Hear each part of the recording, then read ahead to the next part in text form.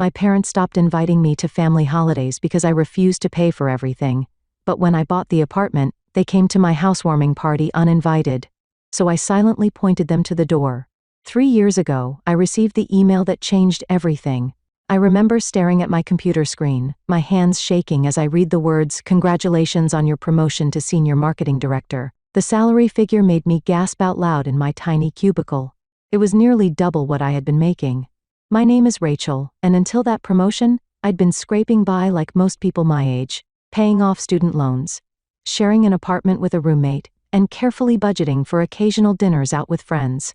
I grew up in a middle-class family in Ohio with my parents, Tom and Linda, and my older sister Kate, who's married to David. They have 2 kids, Emma and Jack. I called my mom immediately after getting the news. That weekend at my parents' modest 2-story home where I grew up, the atmosphere was electric. Kate and David were already there when I arrived, their kids running around the backyard. Over Mom's homemade lasagna and garlic bread, we talked about my new role and the projects I'd be handling. My family seemed genuinely happy for me, and it felt good. Really good. "You know," my mom said, refilling everyone's wine glasses, "I've been thinking about hosting a proper Thanksgiving this year, not just us, but inviting your Uncle Jim and Aunt Barbara too, maybe even Cousin Steve and his family." "That sounds great, Mom," I said, taking a sip of wine. "The only thing is," she continued, her voice taking on a slightly hesitant tone, "with all the extra people, I wanted to make something special. That prime rib recipe I saw in my cooking magazine. But it's pretty expensive, and with the special cheeses for the appetizers." She didn't finish the sentence, but she didn't need to. I immediately understood what she was getting at. "How much do you need?" I asked. "Oh, just about $250 should cover the extra special ingredients," she said, looking relieved that I had caught on so quickly. "No problem," I said, feeling a small glow of pride that I could help make the family gathering special. "I'll transfer it to you tomorrow." The Thanksgiving dinner was a hit. My mom received compliments from everyone on the prime rib and the fancy cheese board. Christmas came next, and my mom called again. "Rachel, honey, I want to do something special for Christmas dinner this year. I found these amazing recipes." This time it was $300. I didn't hesitate. For Easter, it was $350 for a special ham and artisanal chocolates for the kids. By the July 4th, my mom was planning a backyard barbecue for the extended family and some neighbors. By Thanksgiving that year, something had shifted. My mom didn't call to ask anymore. Instead, I received a text message. "Hi honey, planning Thanksgiving dinner. Need $800 transferred by Friday, love you." I paused when I saw the amount, but then shrugged and made the transfer. At the dinner, I noticed something else new. The food wasn't all homemade anymore. There were gourmet dishes from a local restaurant mixed in with my mom's cooking. "Mom, these appetizers are amazing. New recipe?" I asked, knowing full well they weren't homemade. "Oh, I ordered those from that new place downtown. Nobody has time to make everything from scratch anymore," she said with a wave of her hand. "Besides, they do it better than I ever could." As winter turned to spring, and then summer again, my parents' gatherings grew more elaborate. The guest lists expanded, the food became more expensive, and my mom cooked less and less. The texts about money became more frequent and more direct. By the time the following Thanksgiving approached, I had grown used to these demands, though they sometimes left me with a sinking feeling in my stomach. I had bought a new car and moved into a nicer apartment by myself, but between those expenses and my family's frequent celebrations, my savings weren't growing as quickly as they should have been with my new salary. 3 weeks before Thanksgiving, I drove to my parents' house for dinner. Kate, David, and their kids were already there when I arrived. After hugs and catching up, we sat down to eat. "So," my mom said, serving the store-bought mashed potatoes, "for Thanksgiving this year, we're going all out. I want to invite the whole family, Uncle Jim and Aunt Barbara, all the cousins, even Great Aunt Mildred." "Sounds nice," I said, helping myself to green beans. "Kate and I have been planning the menu," Mom continued. "We're going to order everything from that new upscale catering place. They do a beautiful presentation. We've calculated all the expenses," Kate added. "It's going to be about $3,000 total." I nearly choked on my green beans. $3,000, I repeated, sure I had misheard. "Yes," my mom said matter-of-factly, as if we were discussing $30, not $3,000. "And I invited Cousin Steve and his family to come stay with us, but they can't afford the train tickets." I told them you'd cover their travel expenses both ways. That's another 1,000, Kate supplied helpfully. So, $4,000 total, my mom concluded, smiling at me as if she'd just asked me to pick up milk on the way home. I'm not paying $4,000 for Thanksgiving, I said, my voice coming out stronger than I expected. The looks of shock around the table might have been comical if they weren't directed at me. Kate put her fork down slowly. Rachel, you always pay for the holidays. That's how we do things now. Don't be difficult, Rachel, my mom said, her tone hardening. I've already promised Steve we'd cover his tickets. I've made the reservation at the restaurant. That's not my problem, I said, feeling anger bubble up inside me. You should have asked me before making promises with my money. You're being selfish, my dad interjected, after everything we've done for you. Selfish? I repeated, my voice rising. Is that what I am to this family now? A walking ATM? Not a daughter or a sister, just someone to foot the bill for your parties? How dare you? My mom gasped. We're family. Are we? I shot back. Because family members don't treat each other like this. Family members don't make financial demands without so much as a please or thank you. That's not true, my mom protested, but her face had turned red. Isn't it? I challenged. When was the last time any of you asked how I was doing? If I was happy at work? If I had any goals or dreams I was saving for? You only call when you need money. There was a moment of tense silence, broken only by the sound of my niece and nephew playing in the next room, oblivious to the adult drama unfolding at the dinner table. Finally, my mother spoke, her voice ice cold. Well, if that's how you feel, then perhaps you shouldn't come to family gatherings anymore. I looked around the table. My dad was staring at his plate. Kate was nodding in agreement with Mom. David looked uncomfortable but said nothing. Fine, I said, throwing my napkin onto the table and standing up. If that's what you want. As I drove home to my apartment, tears blurred my vision. I kept thinking they would call, that they would realize how absurd this whole situation was. They were my family. Surely they wouldn't really cut me off just because I refused to pay for an extravagant party? But as the days passed and my phone remained silent, a sinking feeling grew in my stomach. Thanksgiving was approaching, and it was becoming clear that they had meant what they said. I wasn't invited. I had been excommunicated from my own family over money. Thanksgiving arrived with a chill in the air and an emptiness in my apartment. I kept checking my phone, expecting someone to call with a last-minute invitation. Nothing came. Around 4 p.m., my phone pinged. It was a notification from Instagram. I opened the app and froze when I saw my sister's post at the top of my feed.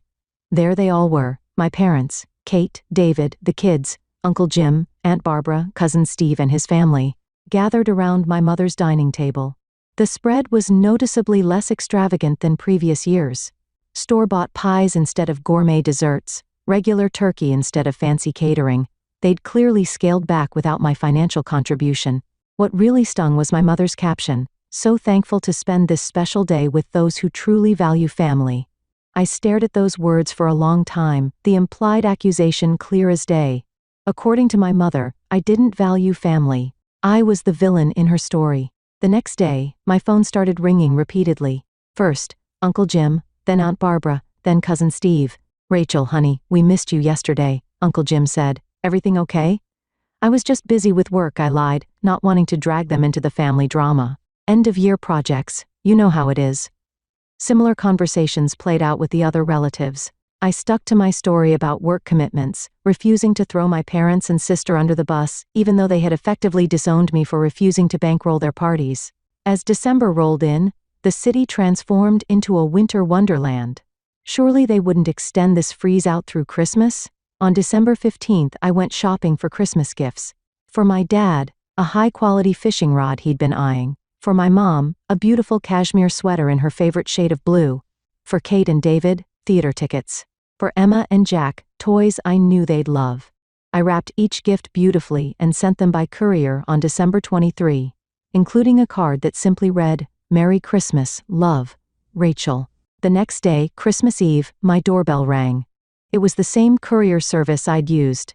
"Return delivery for Rachel Wilson," the courier said, handing me my own packages with return to sender labels slapped across them.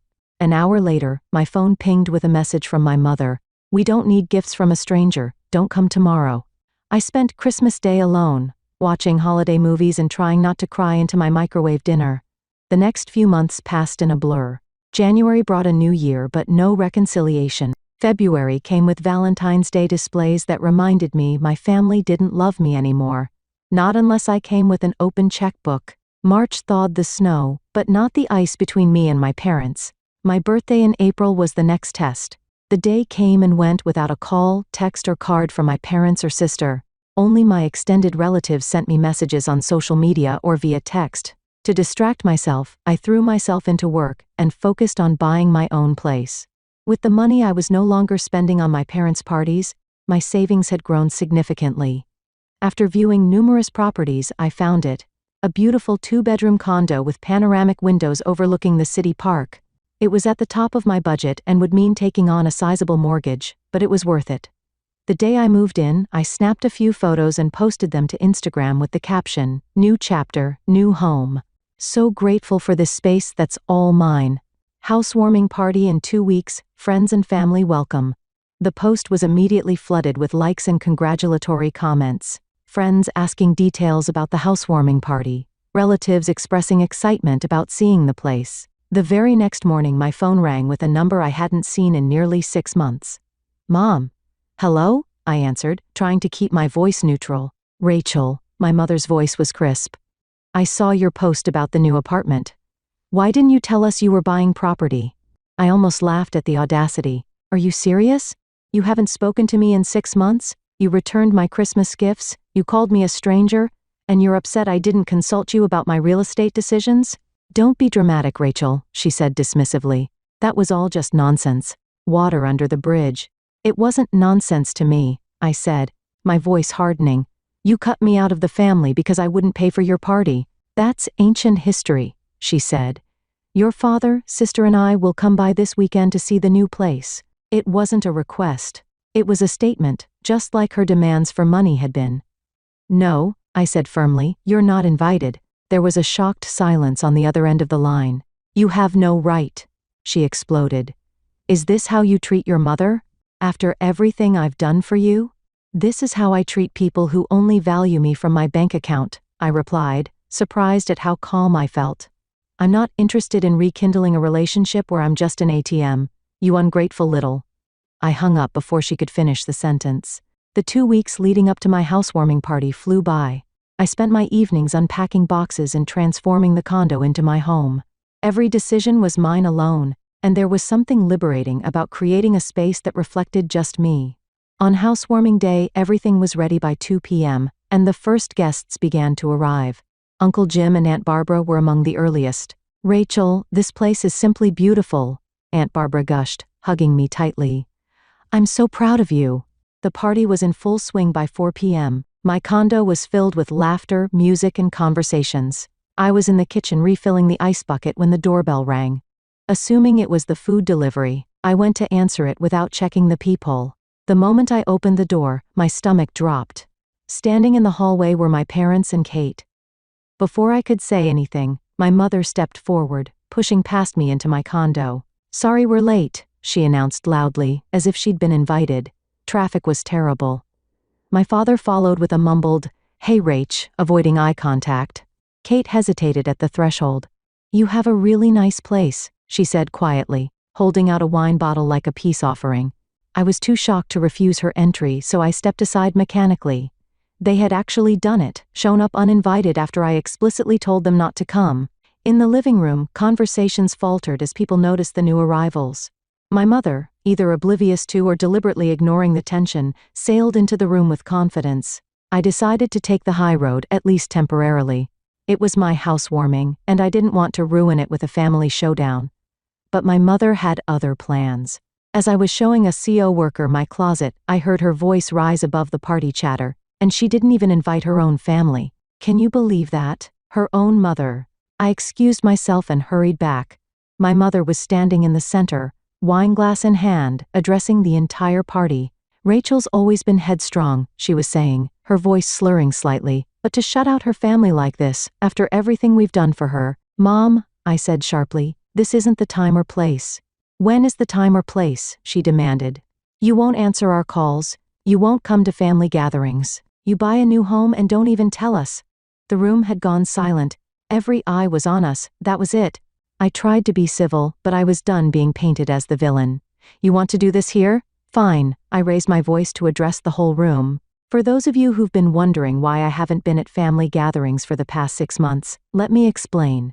I laid it all out, how my parents had started asking for money after my promotion, how the requests had turned into demands, how they'd planned a $4,000 Thanksgiving without consulting me, and then cut me off when I refused to pay for it. "They didn't invite me to Thanksgiving or Christmas," I continued. "They returned my Christmas gifts. My mother texted me saying, 'We don't need gifts from a stranger.' And now they show up uninvited and act like I'm the one who abandoned the family?" My mother's face had turned crimson. "That's not how it happened," she spluttered. "Rachel's exaggerating. We just wanted her to contribute." "Linda," Uncle Jim interrupted, his voice stern, "stop. I was at Thanksgiving, remember? I thought it was odd that Rachel wasn't there. You told everyone she was too busy with work to attend. And Christmas," Aunt Barbara added. "You said the same thing then." One by one, my relatives recalled moments when they'd asked about my absence and been given misleading answers. My mother's face grew redder with each comment. Finally, Kate spoke up. "We were just annoyed that Rachel wouldn't help with Thanksgiving." "Help?" I repeated incredulously. "You wanted me to pay $4,000. That's not helping. That's funding the entire event." My mother grabbed my father's arm. "We're leaving. I won't stand here and be humiliated in front of everyone."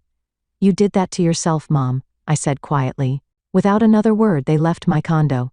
After they left, the party atmosphere was subdued. Uncle Jim came over and put his arm around my shoulders. "I'm sorry about that, Rachel. I had no idea things had gotten so bad." "It's not your fault," I said, suddenly feeling exhausted. "Still, families shouldn't treat each other that way," he said firmly. By 8 p.m., most guests had left. My friends Sarah and Megan stayed to help clean up. "Well," Sarah said as she gathered empty cups, "that was certainly a memorable housewarming." I laughed to spite myself, not exactly how I pictured it. "You okay?" Megan asked, studying my face. "Actually, yes. It needed to be said." "I'm just sorry it happened in front of everyone." "Don't be," Sarah said fiercely. "They deserve to be called out. Using you as an ATM, then pretending you abandoned them? That's some next-level manipulation." After they left, I sat alone on my new couch. My phone buzzed with a text from Uncle Jim. "Proud of you, kiddo. Not just for the new place, but for standing up for yourself." That took guts. "Let me know if you need anything." I felt tears prick my eyes as I typed back a simple thank you. Despite the drama, I didn't regret what had happened. For months, I'd been carrying the burden of my family's rejection, questioning whether I'd been selfish. Now, the truth was out in the open. I wasn't the villain in this story, and I wasn't alone. I went to bed that night feeling lighter than I had in months. Whatever happened next with my family, I knew I could handle it. I had my friends, my supportive relatives, and most importantly, I had myself. The day after the housewarming party, I woke up to a string of text messages from relatives. Most were supportive. I was making coffee when my phone rang. It was my mother. My finger hovered over the decline button, but curiosity got the better of me. "Hello?" I answered, keeping my voice neutral. "How dare you?" My mother's voice was shrill with anger. "How dare you humiliate us like that in front of everyone? Do you have any idea what you've done to my reputation?" I let out a humorless laugh. "Your reputation? That's what you're worried about? People are calling me, asking questions, looking at me differently, because they know the truth now," I interrupted. "They know you cut me off from the family because I wouldn't bankroll your parties." "That is not what happened," she insisted. "You're twisting everything." "Mom," I said firmly, "I'm not going to argue with you about this. This is all your fault," she continued as if she hadn't heard me. "If you had just helped with Thanksgiving like you were supposed to." "I'm not having this conversation," I cut in. "I'm not going to keep explaining why it's unreasonable to expect me to pay thousands of dollars for family gatherings without even being consulted first." My mother continued blaming me, her voice growing increasingly agitated. I'd heard enough. "I'm not going to communicate with you, Dad, or Kate until you realize that this was all your fault," I said firmly. "I'm a family member, not your personal ATM, Rachel." I hung up before she could finish, and immediately blocked her number. I did the same with my father's and Kate's numbers, then blocked them on social media too. It was drastic but necessary. I was done being manipulated and made to feel guilty for standing up for myself. A month has passed since that final conversation.